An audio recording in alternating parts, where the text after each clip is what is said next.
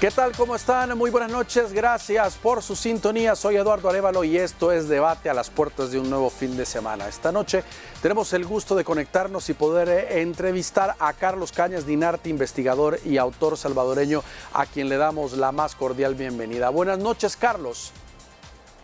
Muy buenas noches, Eduardo. Buenas noches también a toda la audiencia. Carlos, ayúdanos a entender. Vamos a hablar de independencia y hay muchas personas que dicen, bueno, y el 15 de septiembre se ha conmemorado la independencia de El Salvador, ¿es la de Centroamérica o qué es lo que se celebra en sí? Bueno, en realidad tenemos que hablar del Reino de Guatemala. Ese es el concepto exacto, más preciso para referirnos tanto geográfica como históricamente. El Reino de Guatemala comprendía lo que en la actualidad es Chiapas, en el sur de México, Guatemala, Belice, Honduras, El Salvador, Nicaragua y Costa Rica. Ese era el territorio que abarcaba el Reino de Guatemala. Dentro del Reino de Guatemala había tres estructuras: la Capitanía General de Guatemala, que era la parte militar y la parte política, la Real Hacienda, que se encargaba de los tributos, la recolección de impuestos y toda esa parte administrativa, y la Real Audiencia, que era los tribunales de justicia, los que se encargaban de impartir justicia y que también tenían que ver con el Santo Oficio o la Santa Inquisición, la presencia de esa institución del catolicismo dentro del territorio. Entonces, el 15 de septiembre, en la mañana del sábado 15 de septiembre de 1821, se independiza el Reino de Guatemala. Es la segunda acta de independencia después de la que se firmara en Comitán, en actual territorio de Chiapas, el 28 de agosto de 1821. O sea, la del 15 de septiembre fue la segunda acta de independencia. Y estamos hablando de los países de Centroamérica, no exclusivamente de El Salvador. Exactamente. De hecho, los países no existían como tales. Correcto. Lo que habían eran alcaldías mayores, corregimientos, había gobernaciones, provincias, y eran como las divisiones que había dentro del Reino de Guatemala. Los países se van a configurar varios años después. Carlos, ¿cuáles eran los problemas del momento que llevaron a los héroes a tomar esa decisión, a los próceres, quienes se convertirían posteriormente en próceres, a una justa independentista? Bueno, lo que pasa es que hay varias influencias, tanto externas como internas, ¿verdad? Por el lado externo, la revolución de independencia de los Estados Unidos, la revolución francesa, las ideas de Newton, también fuertes cambios que se están dando en las estructuras europeas, en las monarquías. Por otro lado, hay una toma de conciencia de parte de los criollos en la fabricación de su propia identidad y el saberse distintos a sus padres, a sus abuelos, a sus bisabuelos, y considerar que estos territorios del Reino de Guatemala eran su patria, la patria del criollo, como diría Severo Martínez Peláez, el historiador guatemalteco. Entonces, esa toma de conciencia es la que provoca estos movimientos, pero hay que decir que la independencia ya era un eje transversal que atravesaba prácticamente todos los territorios españoles en las Américas. Recordemos que en la Nueva España hay movimientos de independencia, en el sur están San Martín, Bolívar, O'Higgins, Lord Cochrane. Hay muchos que están liderando movimientos independentistas. Entonces, lo que ocurre en el Reino de Guatemala es prácticamente consecuencia de todos esos movimientos. Ahora, Carlos, hemos escuchado o hemos leído alguna bibliografía en la cual dice que estuvimos cerca de ser anexados a los Estados Unidos. ¿Qué tan cierto es esto y cómo es que ocurrió esto? Bueno, lo que pasa es que recordemos que después del acta del 15 de septiembre se produce la anexión al Imperio Mexicano del Septentrión, encabezada por el brigadier Agustín de Iturbide. Esto se firma el 5 de enero de 1822. Es decir, hace 200 años, el antiguo Reino de Guatemala, sin consultar muchas veces con diversos ayuntamientos y provincias, se anexa a la monarquía americana representada por ese imperio del Septentrión, y lugares como San Salvador y como San Vicente se oponen a esa situación. Y en medio de esas batallas y de esas luchas que se dan, porque San Salvador es cercada militarmente por tropas de Guatemala y de México, y en medio de todo eso, José Matías Delgado envía a su propio sobrino, Manuel José Arce, a su propio medio hermano, Juan Manuel Rodríguez, y a otros independentistas, los manda a Estados Unidos para que vayan a negociar la posible anexión de la provincia de San Salvador con los Estados Unidos. Todo eso se produce durante meses, y cuando ellos tienen que regresar porque tienen que venir a pedir autorizaciones y una serie de elementos más, el Imperio Mexicano ya ha caído y no se necesita hacer esa anexión. Era una estrategia para decirle a los mexicanos: oiga, mire, tenemos un aliado poderoso en el norte y eso los cerca a ustedes y los deja en mala posición, pero era una estrategia básicamente. Muy bien, tras la firma de la independencia, pues obviamente hay que remontarnos al contexto en que se vivía. La noticia en El Salvador se conoce horas o días después. La noticia de la firma del acta del 15 de septiembre se conoce en El Salvador en la noche del 20 de septiembre.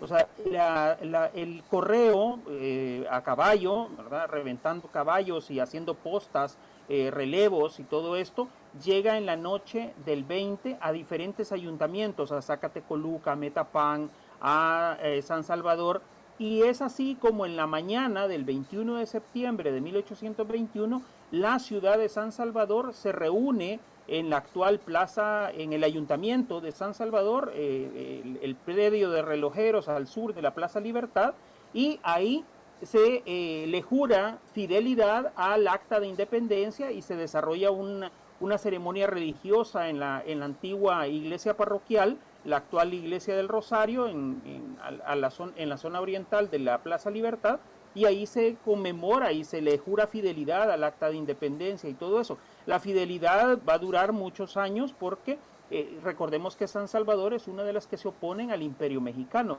Entonces, San Salvador se mantiene fiel a ese principio básico de ser defensora de la independencia que se había logrado con esa segunda firma del acta de independencia.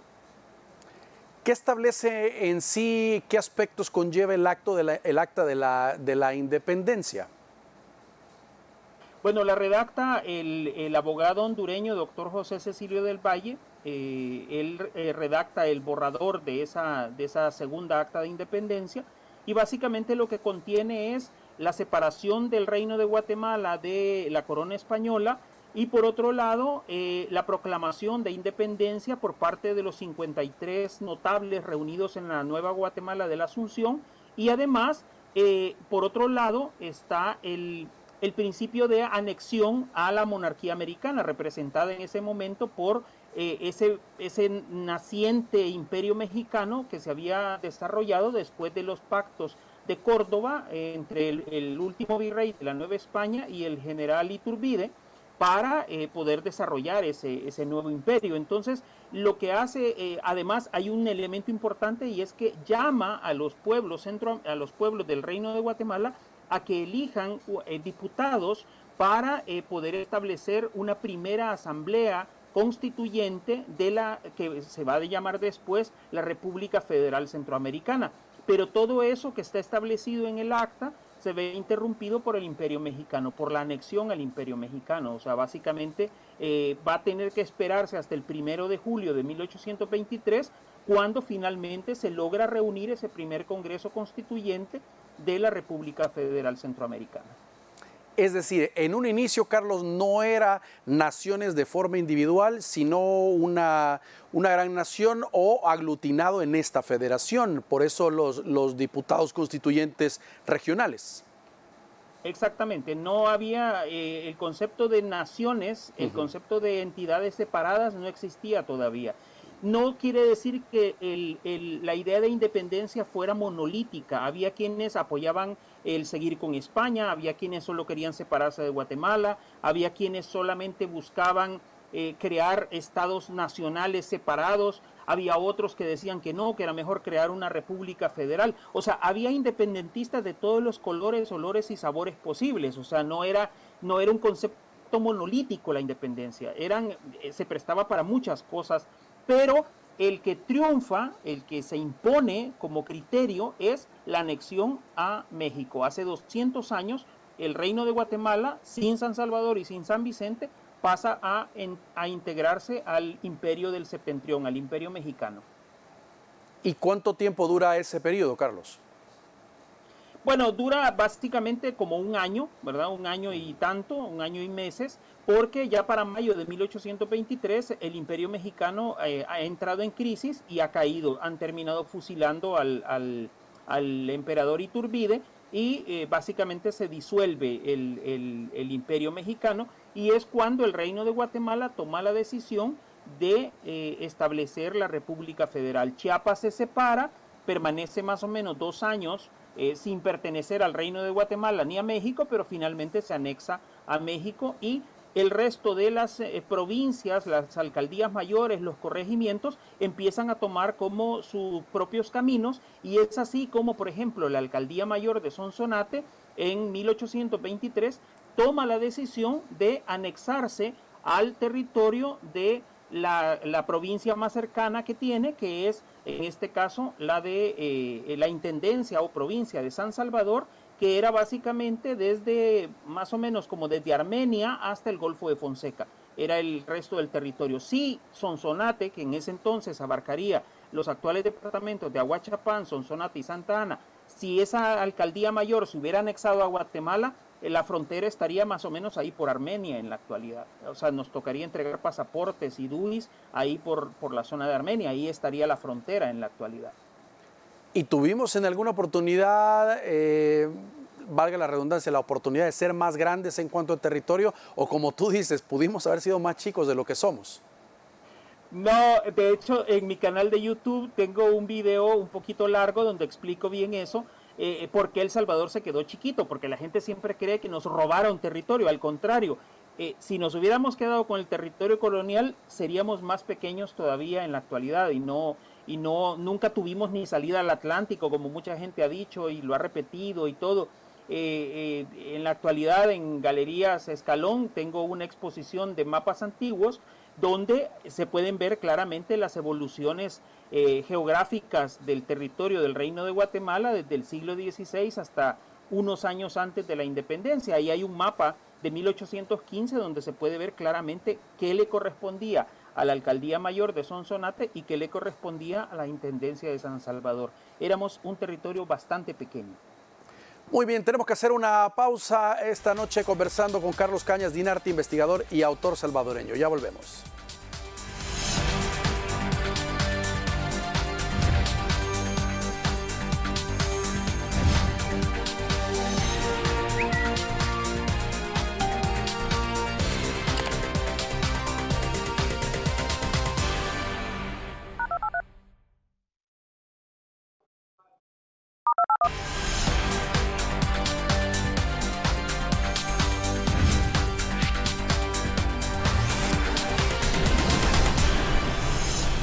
Muy bien, gracias por continuar con nosotros. Carlos Cañas Dinarte con nosotros esta noche conversando. Algunos dicen, Carlos, que no se habla mucho, sino desde hace algunos años para acá, del papel de grandes mujeres que apoyaron toda esta justa independentista. Bueno, lo que pasa es que recordemos que la independencia se contó según qué bando, ¿verdad? Si la contaron los liberales o la contaron los conservadores a finales del siglo XIX y principios del siglo XX. Y normalmente esos historiadores no tomaban en consideración que la historia tiene dos rostros, uno masculino y uno femenino en este caso. Y se ignoró también a otras comunidades y a otros grupos subalternos, ¿verdad? Se ignoró, por ejemplo, a los afrodescendientes, se ignoró a los indígenas, se les dejó de lado en el momento de contar esa historia. Entonces ha tenido que pasar bastante tiempo para que llegáramos hasta el año 2004, cuando finalmente se tomó la decisión de hacer una investigación, de proponerla, de llevarla ante el Pleno Legislativo y de que se aprobara que se les diera reconocimiento a diversas mujeres que habían participado en los levantamientos de Metapán, de Zacatecoluca, de Sensuntepeque y de otras zonas del Reino de Guatemala para incorporarlas como independentistas, ¿verdad? Entonces, con motivo de eso se hicieron algunas estampillas de correo, se les dedicó parte del monumento en el Museo Militar, en el Complejo Cultural San Jacinto. Entonces, poco a poco se ha ido dando ese reconocimiento, pero yo creo que hace falta todavía más. No tenemos calles, no tenemos plazas, no tenemos espacios que permanentemente le digan a nuestra población que hubo mujeres, afrodescendientes, indígenas, cuál fue el papel que jugaron, ¿verdad? Yo creo que eso hace falta todavía más cultura cívica en ese sentido. Y eso es precisamente lo que te quería preguntar. ¿Cuál fue el papel de estas mujeres en el proceso? Bueno, muchas de ellas eran catequistas, sobre todo de las que tenemos más documentación, es de las que participaron en el levantamiento de Metapán en noviembre y diciembre de 1811, y además de las que participaron en el de Sensuntepeque, de la zona de Sensuntepeque.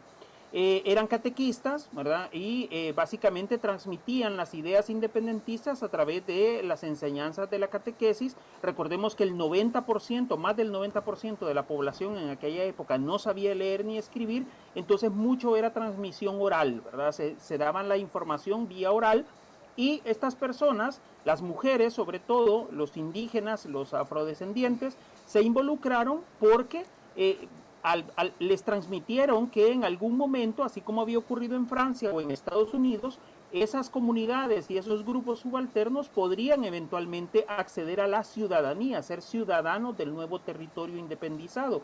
Pero eso no ocurrió en la realidad. Las mujeres, una vez se proclama la independencia y la creación de la República de El Salvador, las mujeres no pasan a tener condición ciudadana, van a tener que esperar hasta 1950, cuando finalmente se les otorgue la condición ciudadana para ser sujetas de elección popular o para elegir a sus gobernantes, ¿verdad? Van a tener una ciudadanía de pleno derecho, pero eso estamos hablando de más de 130 años después de la proclamación de la independencia. Ahora, por ejemplo, con los grupos de afrodescendientes también tuvieron, decías tú, una participación y apoyaron el proceso de independencia. ¿Por qué estos grupos de repente no crecieron en El Salvador? En población me refiero. Bueno, por el mestizaje. El mestizaje en el caso de El Salvador ha sido una constante, ¿verdad? Se han mezclado los tres grupos predominantes en nuestra cultura, ¿verdad? Los pueblos originarios o pueblos indígenas, los europeos que llegaron y también los africanos, ¿verdad? Tenemos africanos que llegan con Pedro de Alvarado, el lienzo de Cuauquecholan plantea ya la llegada de africanos con el mismo proceso de conquista, ¿verdad? O sea, ya para 1524, 1525 ya tenemos soldados africanos al servicio de la corona española participando en las batallas contra los cachiqueles, contra los pipiles, ¿verdad? Los utujiles. Entonces, ya vamos a ver en esas gráficas, vamos a ver soldados africanos, ¿verdad? Entonces, pero el proceso a lo largo de 300 años de colonia, más o menos unos 100.000 esclavos africanos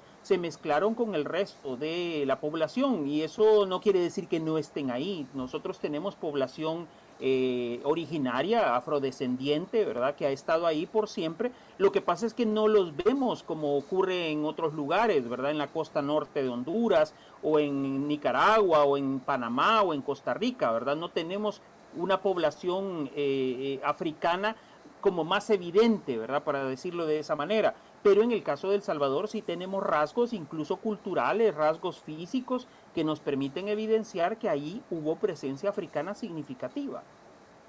Muy bien, Carlos, el primer movimiento de independencia se da en 1811, según los registros, con una sublevación contra las autoridades de la capitanía. ¿Es así?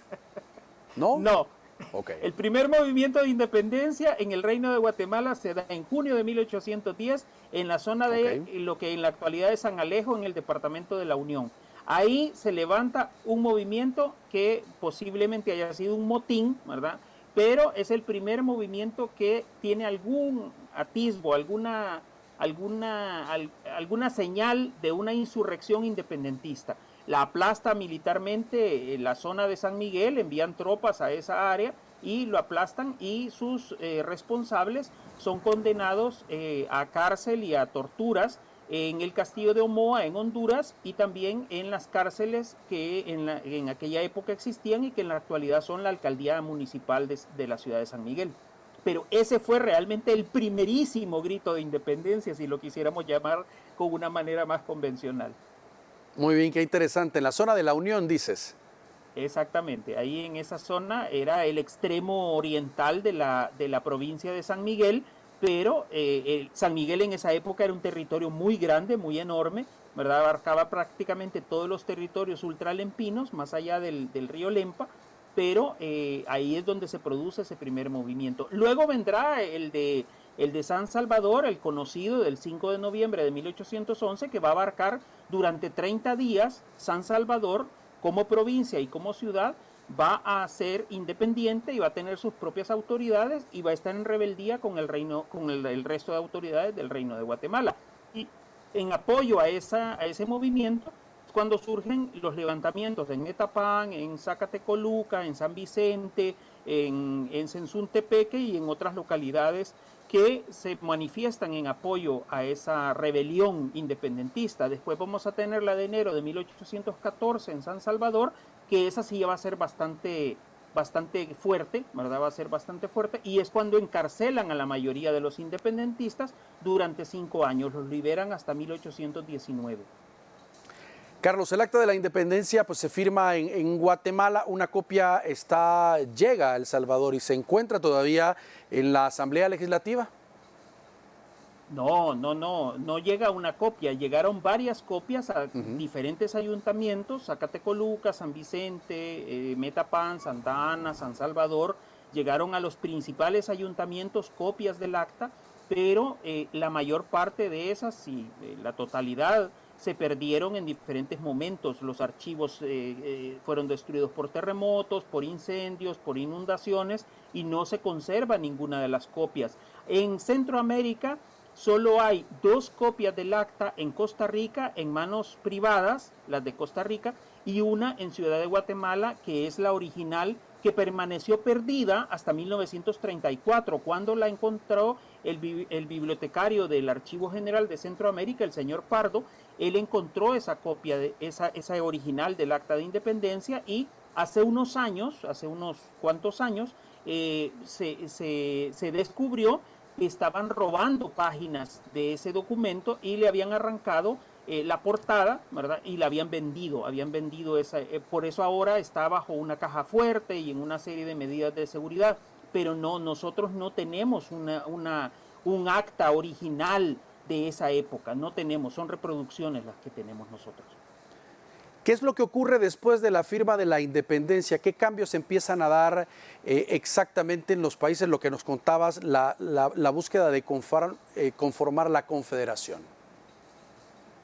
Bueno, el 1 de julio de 1823 se crean las Provincias Unidas del Centro de América, el nombre oficial de la República Federal, ¿verdad? Se emiten 2 actas de independencia más en octubre de 1823 para anexar prácticamente y darle más legalidad a el hecho de que se iban a independizar los ayuntamientos de Nicaragua y los ayuntamientos o las alcaldías de Costa Rica, y entonces ya para octubre de 1823 ya estamos hablando de una unidad estructurada con capital en la Nueva Guatemala de la Asunción, y por tanto ya existe la República Federal. Entonces la República Federal emite las primeras disposiciones, ¿verdad?, para establecer lo que van a ser los poderes legislativo, ejecutivo, judicial de la federación, pero también les dice a cada uno de los estados que se empiecen a organizar, ¿verdad?, que se van a organizar dentro del concepto de la Federación Centroamericana. Y es así como entre 1823 y 1824 surge el estado de El Salvador, ¿verdad? Originalmente es estado del Salvador, así unido. Y el 12 de junio de 1824, después de haber sido redactada por el licenciado José Damián Villacorta, se emite la primera Constitución de El Salvador, el 12 de junio de 1824. Y ese es el documento que funda el territorio nacional y establece la anexión de la Alcaldía Mayor de Sonsonate con la Intendencia de San Salvador, las une y crea los primeros materiales, ¿verdad? Los primeros materiales políticos, y crea también los tres poderes del Estado y se nombra a partir de ese momento a Juan Manuel Rodríguez como el primer jefe del Estado. No había presidente en esa época. El jefe del Estado, el primero que tuvimos en nuestra historia, va a ser el medio hermano de José Matías Delgado, el independentista Juan Manuel Rodríguez Delgado, ¿verdad? Por eso él es nuestro primer jefe de gobierno, digamos así. ¿Por qué ya no cobró fuerza, Carlos, el tema de la Federación Centroamericana y se decide más por la independencia individual o el fortalecimiento de cada país? Bueno, por los resentimientos que hay a lo largo y ancho de la historia, ¿verdad? El resto de provincias y de ayuntamientos y de corregimientos, todas estas estructuras que habían pertenecido al Reino de Guatemala, tenían muchos recelos y muchos resentimientos con la gente de la ciudad de Guatemala. Entonces, si Guatemala tenía mucho poder o tenía muchas situaciones de control financiero y todo esto, pues lo que ocurrió al final fue que empezaron las guerras internas, ¿verdad? Tenemos largas guerras en Centroamérica, las guerras de caudillos, ¿verdad? Manuel José Arce contra Francisco Morazán, Rafael Carrera contra Francisco Morazán, y hay una serie de caudillos liberales y conservadores que se enfrentan unos con otros para tratar de imponer su visión acerca de cómo debe gobernarse esos territorios. Y al final, para 1842, pues ya está disuelta la Federación Centroamericana. De hecho, El Salvador en febrero de 1841 proclama la República, asume su soberanía y se separa de la Federación Centroamericana. Entonces, de ahí para acá, lo que hemos tenido son intentos de volver a una patria grande centroamericana, proyectos unionistas y etcétera, pero las desigualdades existentes en aquella época y en la actualidad hacen bastante inviable un proyecto centroamericanista, ¿verdad? Hay demasiadas diferencias en la actualidad como para pensar que hay posibilidad de hacer una integración centroamericana total. Yo creo que lograremos algún tipo de integración en ciertas áreas, pero no en todo, y mucho menos vamos a ver algún día, creo yo, tristemente hay que decirlo, una República Federal Centroamericana nueva del siglo XXI con una capital en alguno de nuestros territorios. Eso cada vez se ve más inviable. Interesante, muy bien, gracias Carlos. Vamos a hacer una nueva pausa, por favor acompáñenos, ya volvemos.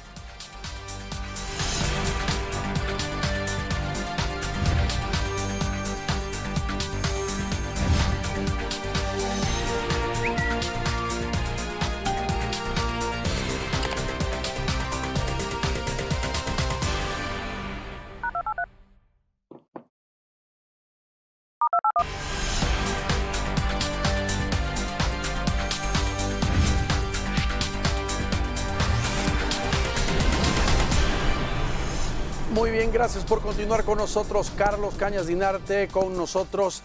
Mencionábamos, cerrando el segmento anterior, Carlos, que en 1941, pues es que los países de la región se separaron de la Federación Centroamericana y al final pues ya van consolidándose cada uno sus proyectos de nación y comienza este tema de los caudillos que tú nos estabas diciendo, pero es un momento donde también viene una apuesta también a periodos en producción cafetalera, algodonera, o cómo era la vida en El Salvador en ese momento.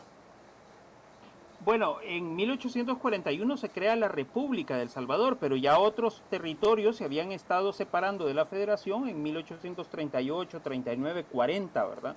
Ya para 1842, cuando se fusila al general Morazán en Costa Rica, ya ahí se disuelve prácticamente la federación de facto, ¿verdad? O sea, ya para ese momento hemos pasado por golpes de Estado, hemos pasado por dictaduras, hemos pasado por manipulaciones de las constituciones, ¿verdad? Ya hemos pasado por una serie de vicios que el origen mismo de las repúblicas y de los estados centroamericanos ya van a tener para ese momento, ¿verdad? O sea, ya hemos visto cómo, por ejemplo, los diputados de El Salvador han pedido que se haga un empréstito o un préstamo a Inglaterra para poder pagar deudas internas que hay, y una de las cosas llamativas es que dice que el préstamo tiene que servir para pagarle los sueldos atrasados a los diputados, ¿verdad? Ese es uno de los elementos del decreto, ¿verdad? Entonces, Centroamérica entra en un periodo muy convulso, ¿verdad? Entra en un periodo muy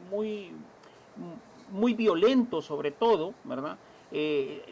El acta de independencia de 1821 no se disparó ni un tiro ni nada por el estilo, pero en los siguientes años vamos a ver una Centroamérica sumida en guerras permanentes, ¿verdad? O sea, es golpes de Estado, en situaciones de autocracia, ¿verdad? Intentos de reelecciones presidenciales. Centroamérica va a estar sumida en una serie de elementos terribles en esa época, unido por supuesto a terremotos, incendios, inundaciones, pestes de chapulín, la viruela, ¿verdad? Y el cólera morbo, que nos va a pegar 2 veces entre 1838 y 1856, causando una enorme mortandad, ¿verdad? La invasión de William Walker a Nicaragua, todos los filibusteros que llegaron con él. O sea, Centroamérica se va a ver sumida en un desorden tremendo durante toda esa época. Esa era la vida de las personas en ese tiempo, ¿verdad?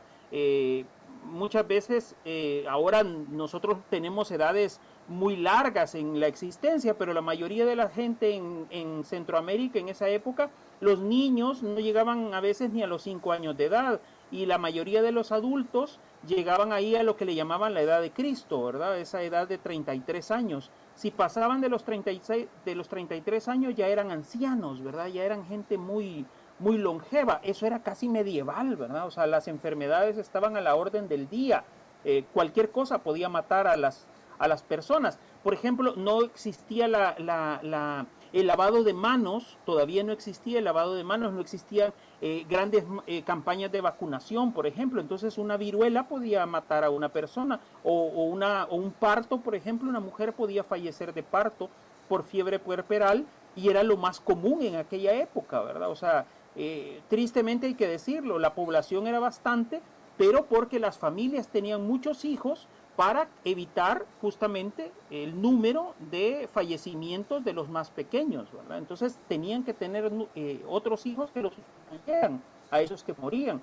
Era una situación no muy agradable, ¿verdad? Pero era lo que existía. Y la mayoría de pueblos eran bastante empobrecidos, ¿verdad? Hay que decirlo así, eran unas situaciones de pobreza estructural bastante grandes. La independencia a nivel económico no fue algo que le benefició necesariamente al resto de las poblaciones del antiguo reino de Guatemala.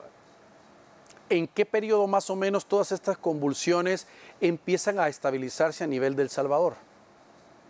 Bueno, tendrá que llegar el triunfo de los liberales con la revolución de 1871 para que se produzcan varios cambios importantes, ¿verdad? Para empezar, ya empieza a haber efectivamente una separación entre la iglesia y el Estado. Las cosas del Estado van a ser de carácter político y las cosas de la iglesia van a empezar a tomar su propio rumbo, ¿verdad? De hecho, los liberales, la revolución liberal va a permitir la llegada de los primeros evangélicos al territorio nacional ya a finales del siglo XIX. También se empieza a estabilizar la economía nacional con la siembra y cultivo masivo del café, ¿verdad? En esa época, 1880 y tanto, pero eso a costa de los ejidos y las tierras comunales de las comunidades indígenas, ¿verdad? O sea, todo tiene un costo en la historia nacional, entonces unos ganan, pero otros pierden, ¿verdad? Entonces hay que ver quiénes pierden más en ese tipo de situaciones. Y después vamos a empezar a ver siempre está permanentemente las guerras internacionales entre países centroamericanos, ¿verdad? Aliados unos en contra de los otros, ¿verdad? O sea, eso va a durar por lo menos hasta 1907, cuando empieza ya de lleno la intervención de los Estados Unidos en los territorios centroamericanos.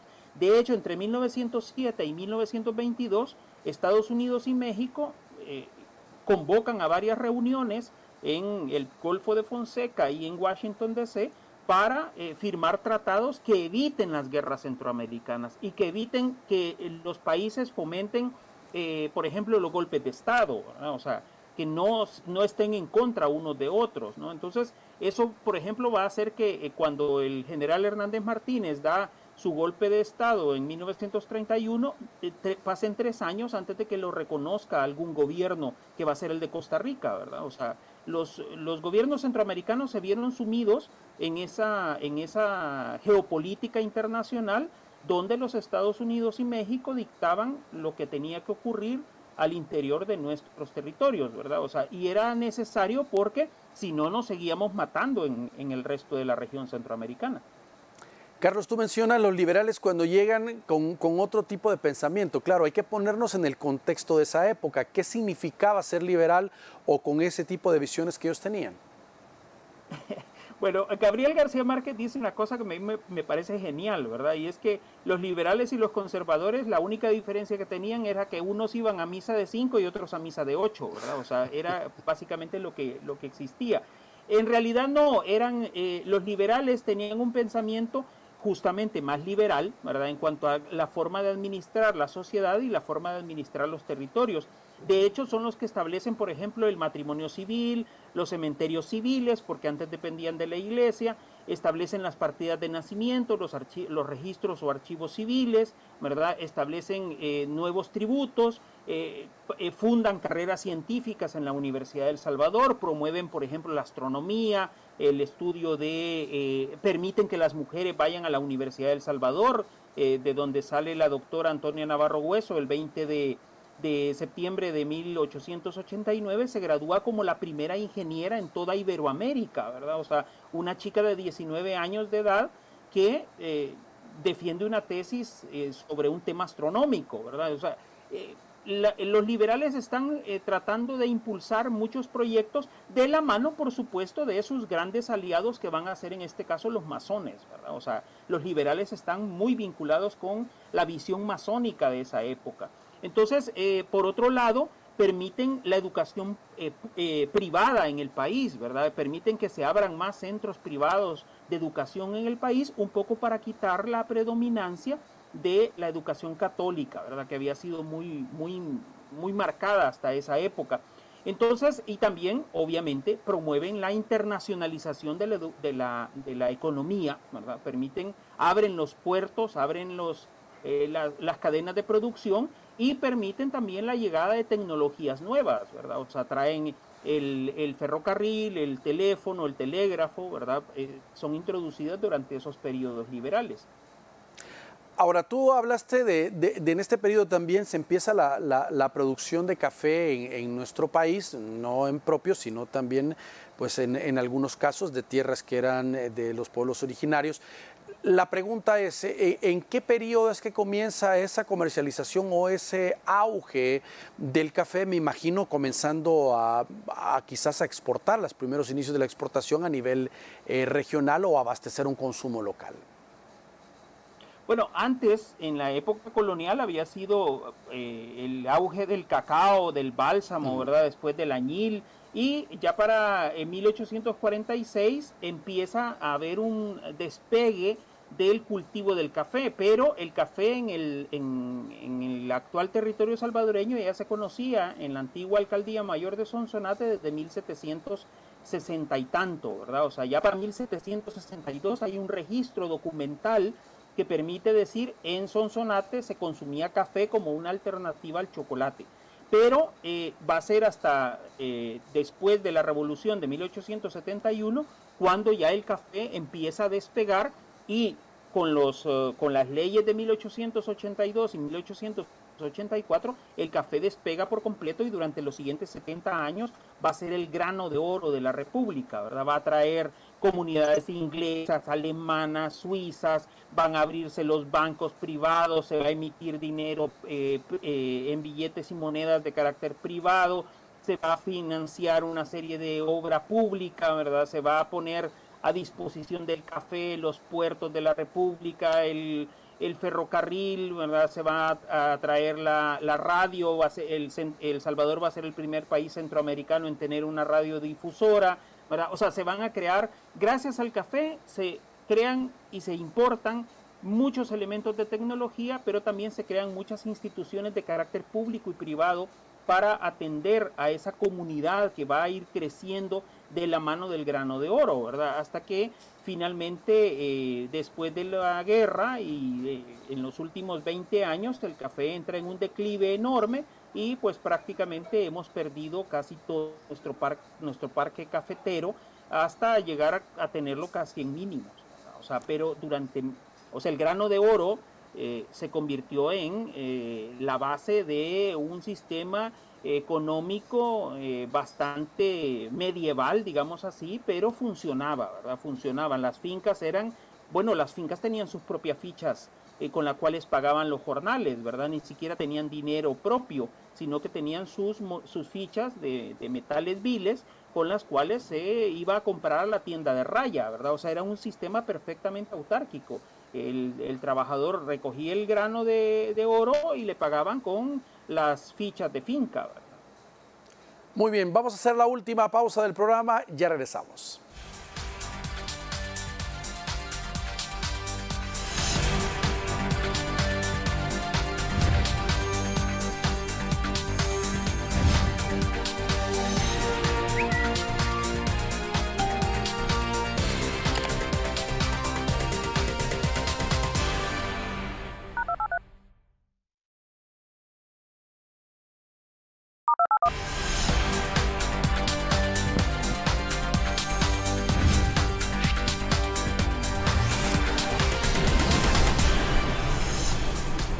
Muy bien, gracias por continuar con nosotros. Carlos, ¿cómo crees que debe vivirse la historia de la independencia en nuestro país? Pues pasado las celebraciones que me imagino tú diste seguimiento también a través de las redes sociales, ya que tú estás viviendo fuera en estos momentos del país.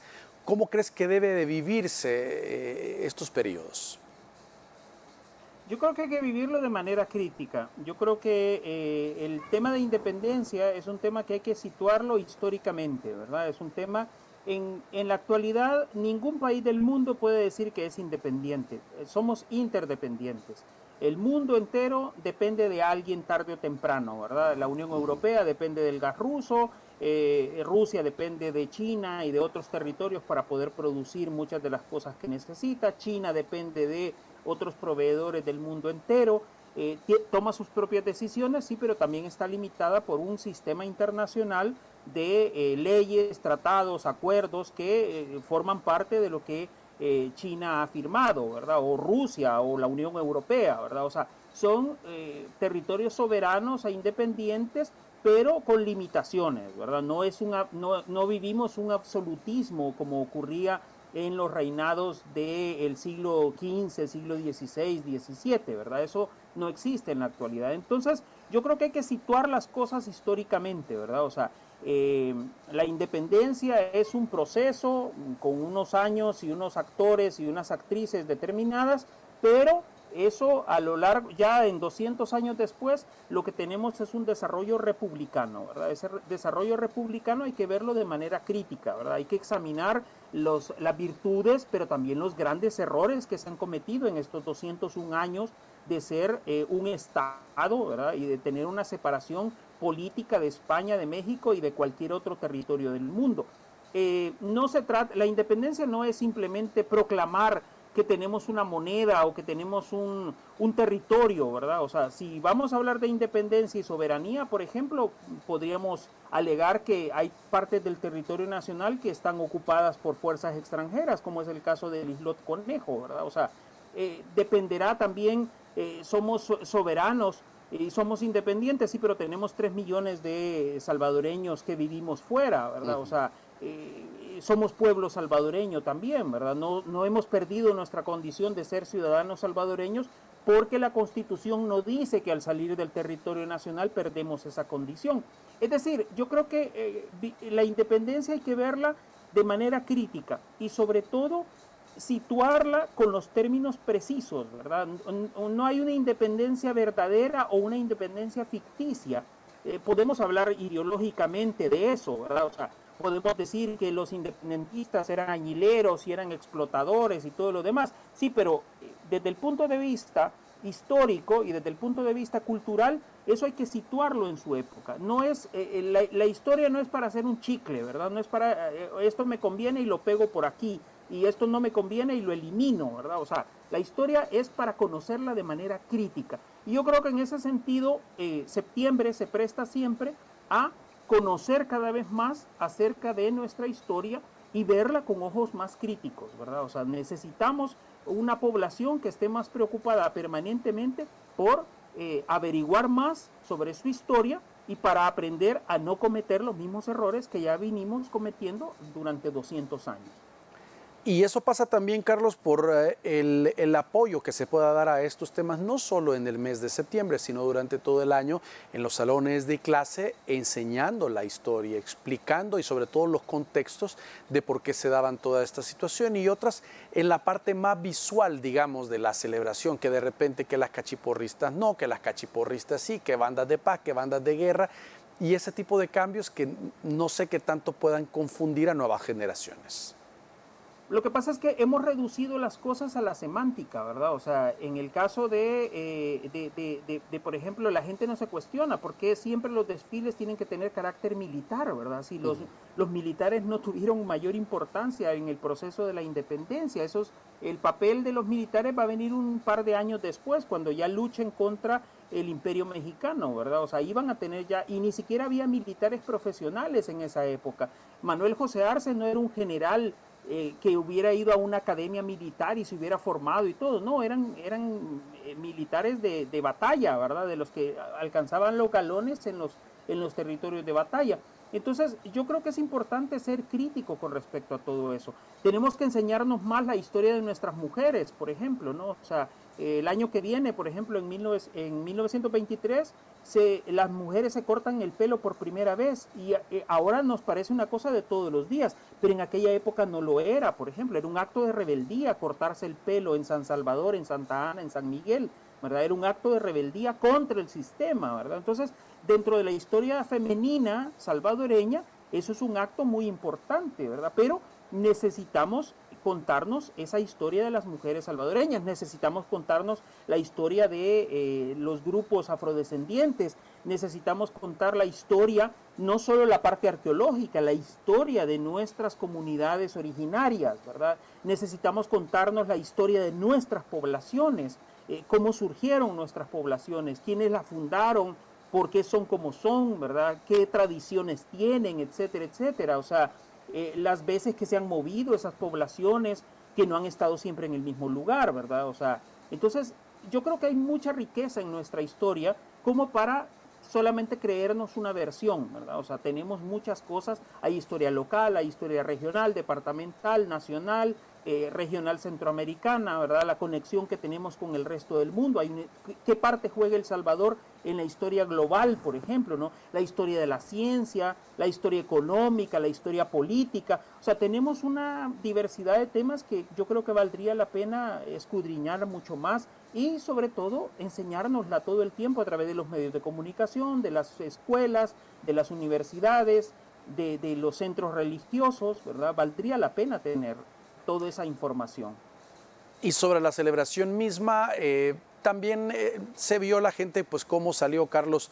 Venimos de un periodo de pandemia, básicamente encerrados, unos periodos más que otros, pues la gente le gusta salir, le gusta ver el desfile, y eso es siempre importante, que haya esas manifestaciones de la población, y ahora un poco menos fuerte la pandemia permitió que la gente pudiera asistir. Bueno, también yo creo que es importante conocer la historia de nuestras pandemias, ¿verdad? De nuestras epidemias. Hace 100 años, entre 1918 y 1919, El Salvador tenía más de 80 muertos diarios a causa de la influenza, por ejemplo, ¿no? O sea, la fiebre amarilla, la viruela, ¿verdad? O sea, eran cosas que nos impactaban profundamente. Y aprendimos a vivir con todo aquello. Hemos aprendido a vivir con el Zika, con el chikungunya, ¿verdad? Hemos aprendido a vivir con el dengue. El Salvador ha sido uno de los países centroamericanos que más ha tenido una historia de inoculaciones, ¿verdad? El doctor Santiago José Rubí de Celis, o Santiago José Celis, como lo conocemos, fue uno de los introductores de la vacuna en el territorio que actualmente conocemos como El Salvador. Bueno, desde aquella época tenemos a la gente vacunándose, ¿verdad? O sea, David J. Guzmán, el autor de la oración a la bandera salvadoreña, fue uno de los grandes impulsores de la vacuna a finales del siglo XIX. Es decir, nuestra población también tiene que aprender a vivir con esa historia de las pandemias y de las epidemias, ¿verdad? O sea, no podemos quedarnos solo encerrados en casa también, ¿verdad? Hay que poner y dinamizar la economía nacional, especialmente en tiempos de crisis mundial como la que tenemos en la actualidad. Y otro tema también importante, Carlos, y es que los problemas en las sociedades no terminan, sino que se transforman. Lo que tú nos veníamos hablando desde antes de 1821, ahora no es que los problemas han desaparecido, se han transformado, pero la idea es sacar lecciones y ver cómo afrontarlos de mejor forma. Exactamente, yo creo que la historia no es una maestra, ¿verdad? Ni tampoco es un juez, o sea, la historia no juzga, la historia tampoco absuelve a nadie, ¿verdad? La historia es el desarrollo de una serie de acontecimientos en tiempos determinados, ¿verdad? Es un continuum que se da a lo largo de periodos determinados, pero que afectan tarde o temprano al resto de los tiempos que se van uniendo, ¿verdad? En este caso, por ejemplo, dos de los males que tenemos en el país desde siempre, la pobreza, ¿verdad?, que implica la marginación social y también la violencia, ¿verdad? O sea, la violencia es un eje estructural de nuestra sociedad, ¿verdad? ¿Cuántas veces hemos sido violentos? La gente dice, bueno, es que antes no había tanta violencia. No, usted no se enteraba que había tanta violencia. No quiere decir que no la hubiera, pero ahora con las redes sociales tenemos más información, más acceso rápido a lo que está ocurriendo en otros territorios del país. Ahora nos enteramos más rápidamente, pero hace 100 años, hace 50 años, muchos de los acontecimientos eran por boca a boca, ¿verdad? O sea, nos enterábamos porque alguien nos contaba o alguien lo leyó en el periódico o alguien lo vio en la televisión o lo escuchó en la radio, ¿verdad? O sea, y se transmitió la información, pero no quiere decir que no haya habido ni pobreza, ni violencia, ni sobre todo afanes antidemocráticos, ¿verdad? Muy bien. O sea, yo creo que eso es importante de tenerlo en consideración. Muy bien, Carlos, gracias por atendernos en este enlace. ¿Cómo te pueden encontrar quienes te quieran seguir? Bueno, yo tengo mi canal de YouTube donde a veces subo algunos videos, tengo otros que están ahí disponibles y sobre todo en mis cuentas de Twitter, ¿verdad? CCDinarte 2010 y Efemérides SV, que es la que administro. Antes tenía unos colaboradores, ahora ya no los tengo, pero siempre trato de mantener alguna publicación ahí al respecto. Ahí aprendemos mucho. Gracias, Carlos, por atender este enlace y gracias a ustedes por su sintonía. Que descansen, que disfruten su fin de semana. Su cita con nosotros el próximo lunes.